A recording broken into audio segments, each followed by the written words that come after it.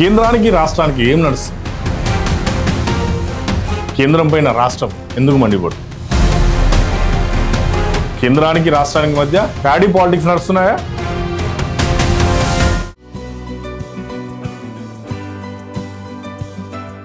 నమస్తే, మీరు చూస్తుంది యువత రంగం, ఇది సమాజాంతరంగం. నేను మీ సిద్ధుగౌడ్. తెలంగాణలో 7కి 7 ధాన్యం దిగుబడి ఏదైతే ఉందో అది పెరిగిపోతుంది. తెలంగాణ వచ్చి పుష్కర కాలమైంది. పుష్కర కాలంలో ధాన్యం దిగుబడి ఏదైతే ఉందో అది విపరీతంగా పెరిగింది.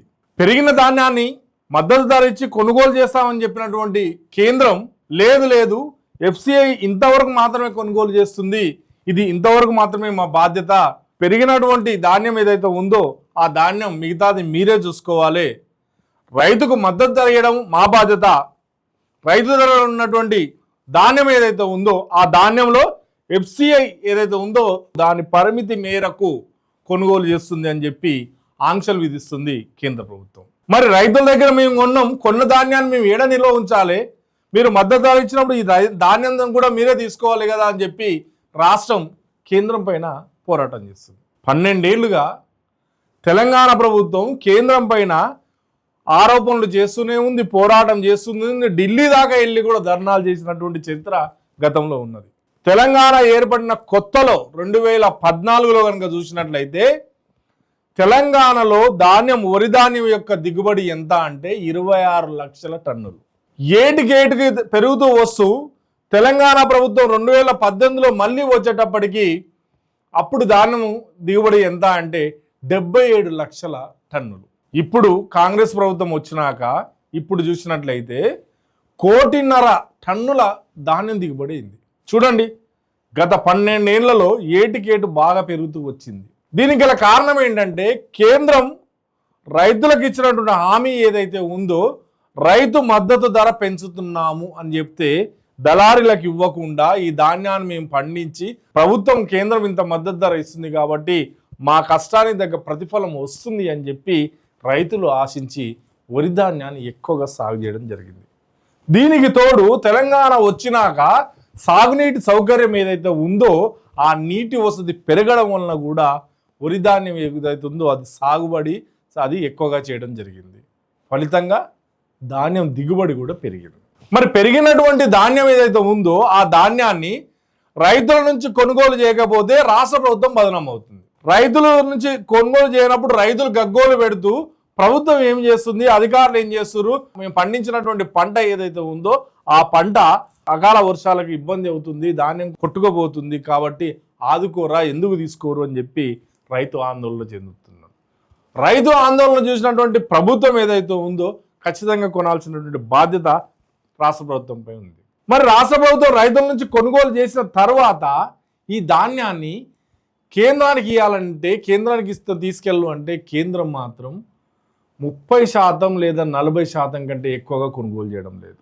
గత టీఆర్ఎస్ ప్రభుత్వం ఉన్నప్పుడు 40% కొనుగోలు చేసింది. ఇప్పుడు పెరిగిన ధాన్యం దిగుబడి ఏదైతే ఉందో ఇటీవల కాలంలో తెలంగాణ ప్రభుత్వం నుంచి కేంద్రం కొనుగోలు చేసినటువంటి ధాన్యం పర్సంటేజ్ ఎంత అంటే 30%. 52 లక్షల టన్నులను మాత్రమే కొనుగోలు చేసింది.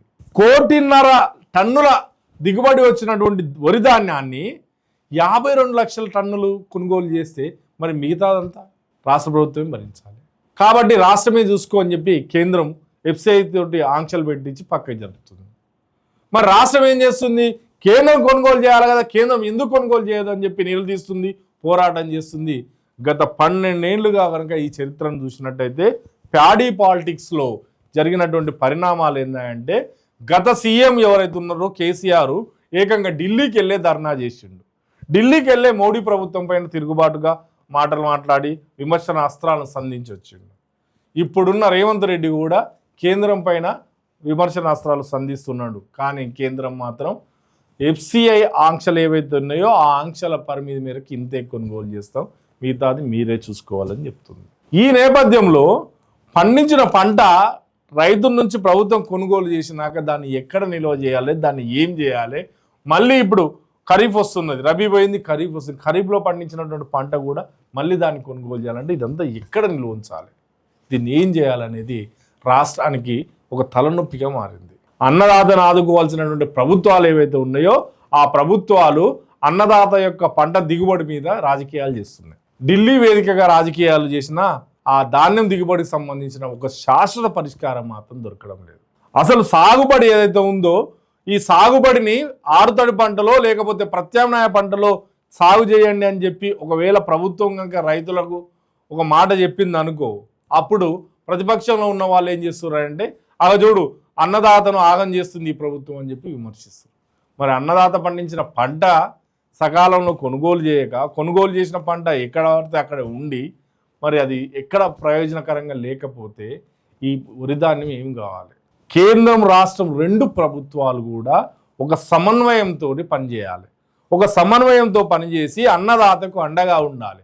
అన్నదాత ఆలోచనలు ఏవైతే ఉన్నాయో ఆ ఆలోచనలలో ఒక మార్పును తీసుకొచ్చి ఒకసారి ఈ పంటలు ఒకసారి ఈ పంటలు తీసుకొచ్చే విధంగా ప్రతి రాజకీయ నాయకులు కూడా ఒక అన్నదాతను వెన్నంటి ప్రోత్సహించాలి.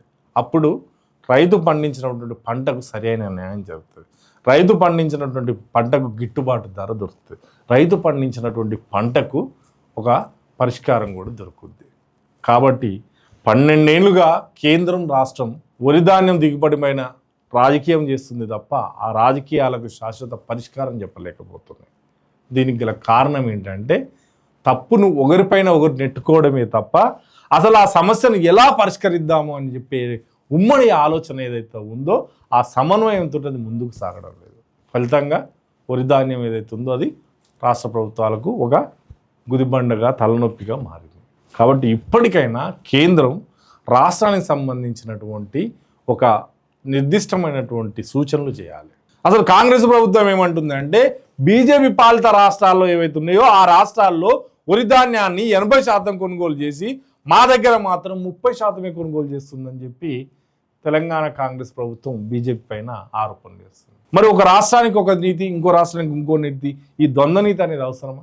కేంద్రంలో ఉన్న బీజేపీ కూడా ఒక ఆలోచన చేయాలి. అన్నదాత అనేవాడిని ఆదుకోవాలంటే ప్రభుత్వాలు ఏం చేయాలి అనేది ఒక ఆలోచన చేసి అన్ని రాష్ట్రాల్లో ఒకే విధమైనటువంటి విధానాన్ని అమలు చేసి అన్నదాతల దగ్గర ఉన్న ధాన్యాన్ని ఆ రాష్ట్రాలు కొనుగోలు చేశాక ఆ రాష్ట్రాల్లో ఇంత పర్సంటేజ్గా మేము ఖచ్చితంగా కొనుగోలు చేస్తామని ముందే ఒక హామీ ఇచ్చి ఆ హామీ ప్రకారం కొనుగోలు చేసినట్లయితే అక్కడ అన్నదాత ఆనందంగా ఉంటాడు, ఇక్కడ రాష్ట్ర ప్రభుత్వం కూడా ఆ రైతుకు అండగానే ఉంటుంది.